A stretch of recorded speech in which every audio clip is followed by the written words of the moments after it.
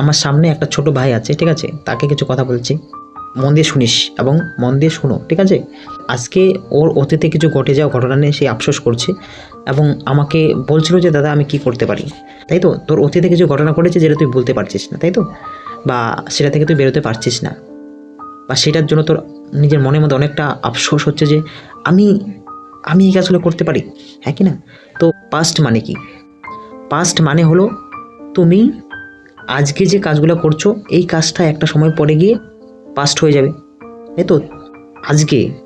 আজকের করা কাজ দুদিন পরে সেটা পাস্ট হয়ে যাবে বা 3 দিন পরে সেটা পাস্ট হয়ে যাবে।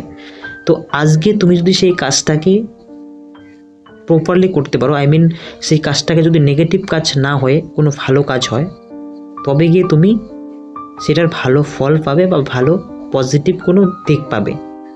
বুঝতে পেরেছো? কখনোই এরকম কোনো খারাপ কাজ করো না যেটা থেকে তোমাকে আফসোস করতে হয় ইন ফিউচার গিয়ে। দেখো, আমাদের সমাজে এমন কোনো মানুষ নেই যে ভুল করে না, প্রত্যেকটা মানুষ ভুল করে, আমিও করেছিলাম। হ্যাঁ, এখন থেকে বুঝতে শিখেছি আর কোনো ভুল করব না।